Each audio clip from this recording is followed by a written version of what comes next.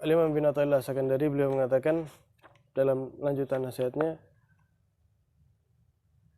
syattani baina ahli sa'adah wa ahli syaqawah, fa ahlu sa'adah idza ra'u insanan ala ma'siyah ankaru alaihi fil zahir wa da'u lahu fil batin. Wa ahlu syaqawah yunkiruna alaihi tashaffiyan fihi wa rubbama salamu alaihi ridahu. Al-Imam Ibn Athaillah Sakandari beliau mau ngasih ciri-ciri sama kita.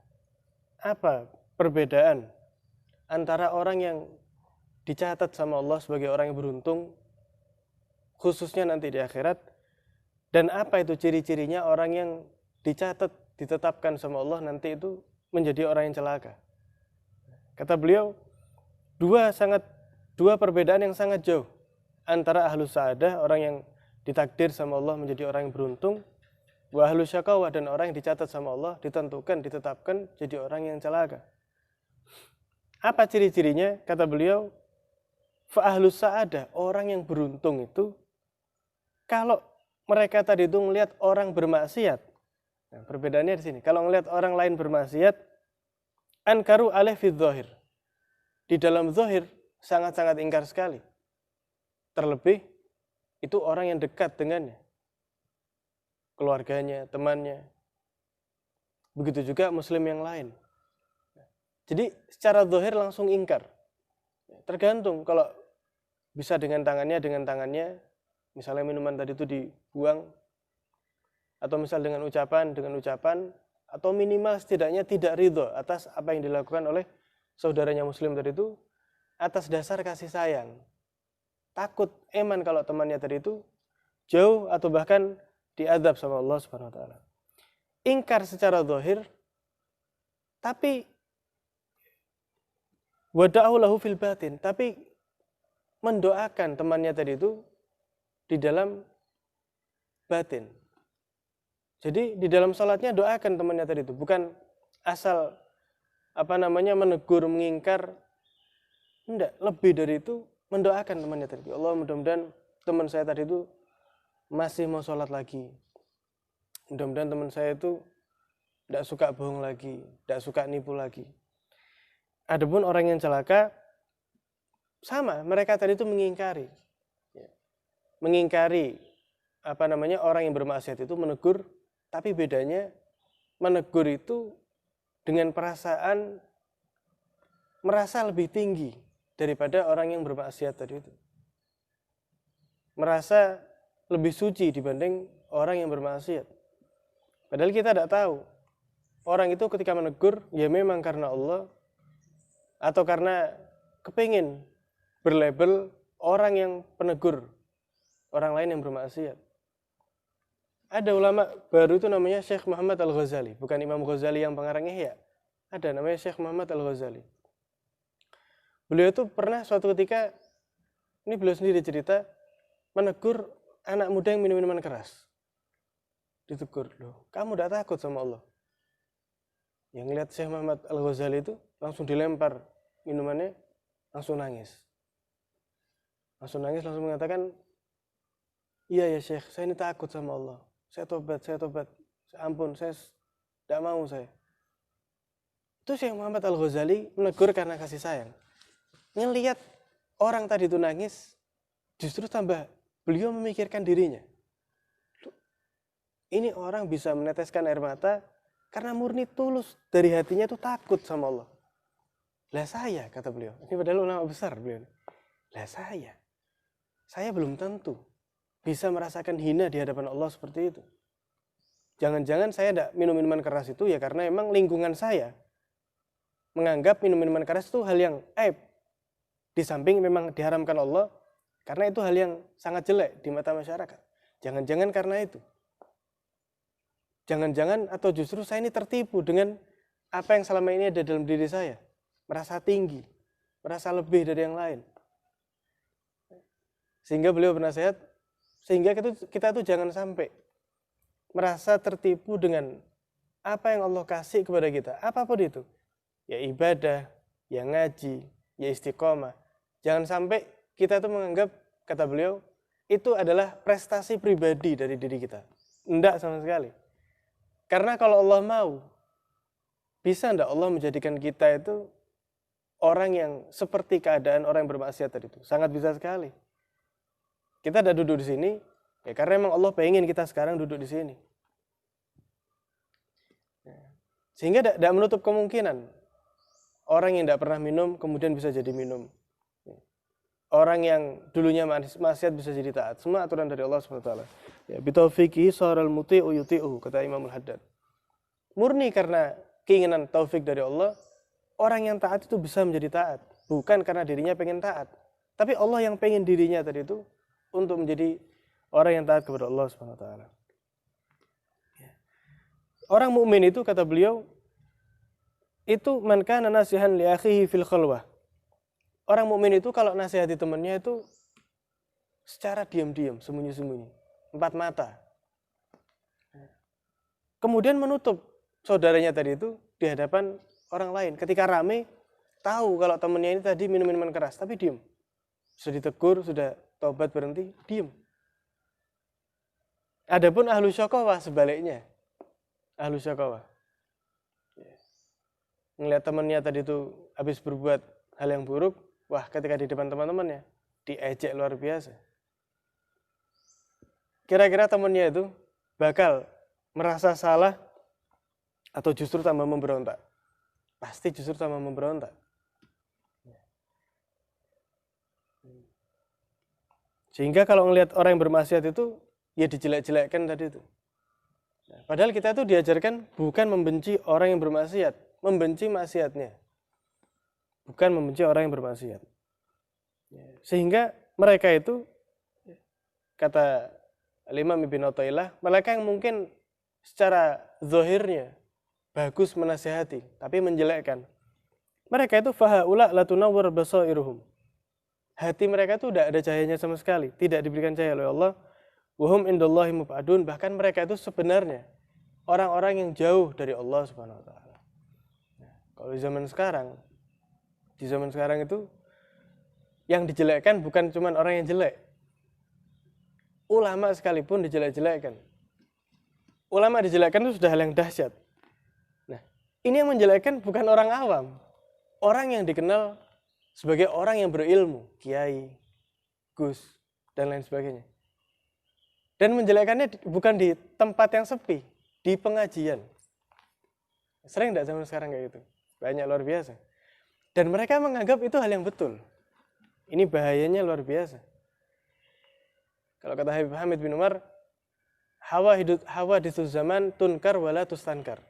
Banyak di zaman sekarang itu perkara yang sebetulnya mungkar, tapi tidak lagi dianggap sebuah kemungkaran.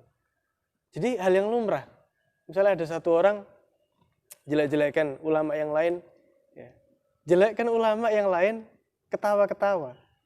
Duh, ini ghibah berjamaah namanya. Bukan cuma ghibah berjamaah, itu akhirnya orang ketika yang ngajak itu kiai, kira-kira lah kiainya segini, berarti boleh. Wah, orang seperti itu kata beliau, jangankan menyelamatkan orang, dia lu udah selamat. Jangankan nuntun orang, dia sendiri buta. Dia sendiri buta. Ya apa mau sampaikan, ngajak orang sampai itu gimana? Nah, sehingga zaman sekarang itu harus selektif. Ya, zaman sekarang itu kita harus lihat dulu siapa orang ini, apa dia itu, siapa dia itu. Orang itu bisa diketahui dengan seringnya kita duduk sama orang tadi itu. Seringnya kita duduk. Beliau mengatakan seperti ini. Wa idza aradta an takhtabila aqla rajul fanzur ilaihi idza dzakarta lahu syakhsan. Kata beliau, kalau kamu pengen menguji orang ini baik atau buruk. Ini sebetulnya praktek untuk menguji diri kita sendiri. Maka sebutlah satu nama orang di depan orang tadi itu. Sebutkan satu orang, kamu ingat enggak si fulan ini? Fa in wajadtahu yatufu ala mahmalin su. Kalau ternyata setelah kamu sebutkan yang diceritakan itu keburukan-keburukan orang tadi itu, ya. Sehingga misalnya mengatakan, jangan deket-deket sama orang itu. Orang itu gini. Ya. Apa kata beliau? Fa'alam anna batinahu kharabun wa laysa fihi ma'rifah. orang yang semacam seperti itu batinnya itu rusak, kacau. Banyak kotoran dan penyakit dan jauh daripada mengenal kepada Allah Subhanahu wa taala. Tapi kalau kamu lihat ya, orang tadi itu ternyata menyebutkan kebaikan-kebaikannya. Bahkan lebih dari itu. Kamu ingat si fulan, oh iya Masya Allah. Ya, dia itu orang baik. Dia itu gemar gini.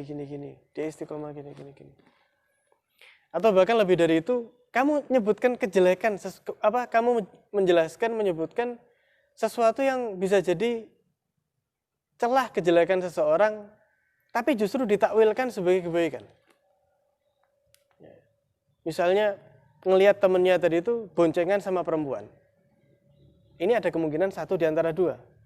Entah itu mahramnya, ibunya, adiknya, atau istrinya. Atau kemungkinan perempuan lain, kan gitu. Nah, ini diceritakan. Saya ngelihat tadi, fulan itu boncengan sama perempuan. Nah, apa responnya kira-kira? Kalau responnya, oh iya memang akhir-akhir ini dia itu suka bawa perempuan. Ya kacau sudah, berarti ini orang sakit batinnya tadi. Atau lebih dari itu, ya saya ngelihat fulan ini sama perempuan. Kayaknya bukan istrinya, bukan saudaranya, bukan istrinya, bukan ibunya. Kalau ternyata orang tadi, oh mungkin itu saudara tapi lain ibu, misalnya. Saudaranya itu yang ada di tempat lain mungkin. Jadi selalu husnudzon. Nah, itu ya ciri-ciri daripada orang baik. Ya, atau mungkin berbuat maksiat, oh mungkin dia lupa mungkin. Saya ngelihat orang ini tidak puasa Ramadan. Ya apa fulan itu tidak puasa? Oh mungkin dia lagi sakit. Atau mungkin gini, atau mungkin lupa, atau mungkin gini. Fa'alam anna batinahu ma'mur. Kalau orang yang seperti itu, batinnya itu makmur dengan Allah Subhanahu wa taala. Fa innal mu'min ya'malu ala salamati irdi akhihil muslim. Karena mukmin yang sejati itu selalu menjaga harga diri mukmin yang lainnya. Ya. Jadi ciri-cirinya orang mukmin itu gampang. Ya kamu ceritakan nama satu orang di depannya, responnya apa kira-kira? Kalau responnya jelek, ya itu orang jelek. Kalau responnya baik, ya insya Allah itu orang baik. Karena Nabi SAW beliau pernah bersabda, al-mu'min mir'atul mu'min. Mukmin itu ibarat cermin bagi mukmin yang lainnya. Orang itu sebetulnya ketika menilai orang lain, ya karena itu yang ada di dalam dirinya.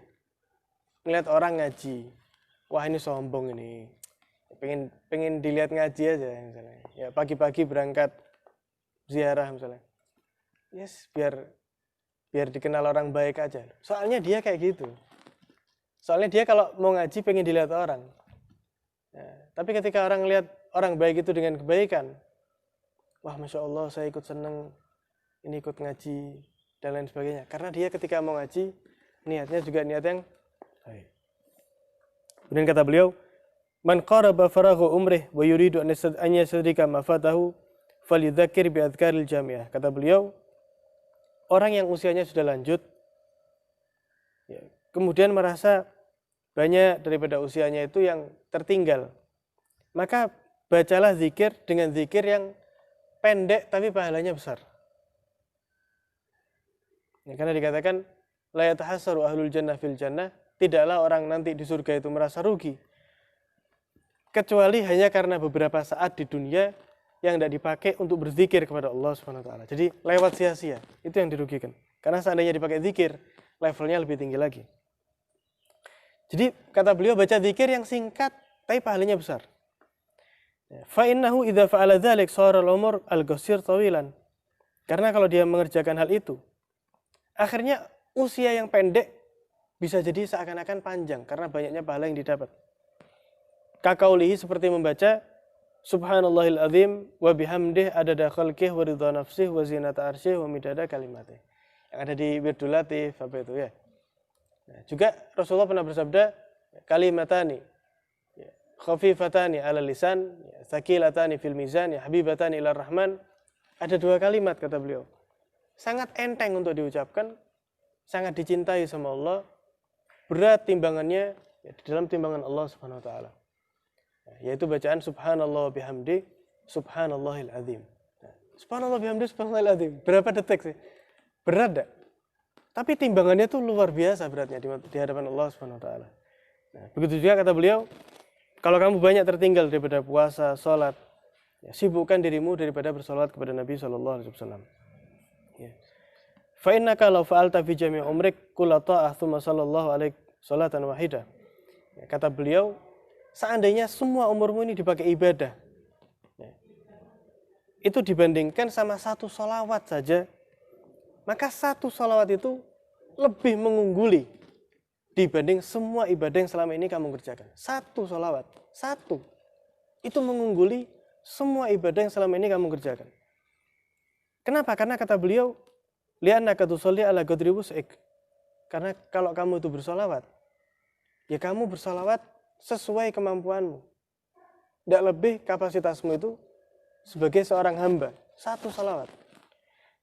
Tapi ketika kamu salawat, satu tadi itu, Allah Subhanahu wa ta'ala dengan ketuhanannya Allah membalas satu salawat itu dengan 10 salawat dari Allah Subhanahu wa ta'ala. Jadi salawat dari kita sebagai kita tadi itu sebagai seorang hamba. Allah membalas salawat tadi itu, ya Allah bersalawat juga kepada kita, maksudnya Allah mencurahkan, menghujani rahmatnya kepada kita dengan ketuhanan Allah Subhanahu wa ta'ala. Sehingga kata beliau, satu salawat itu dibanding semua ibadah kita, ditimbang itu tidak bisa, langsung tidak bisa ditimbang. Satu salawat itu dengan ibadah yang kita kerjakan seumur hidup. Nah, jadi kalau istilahnya sudah usia lanjut, bahkan belum usia lanjut sekalipun, kalau kita tuh pengen senang dunia akhirat, banyak salawat kepada Nabi Shallallahu Alaihi Wasallam. Fama ahsanal aish, kata beliau, betapa indahnya itu hidup. Idza ata'allaha fih, kalau kamu taat nurut sama Allah dalam kehidupan tersebut, bizikrillahi ta'ala, dengan banyak zikir kepada Allah dan salawat kepada Nabi SAW. Mudah-mudahan bermanfaat. Wallahu a'lam bishawab. Doa masing-masing.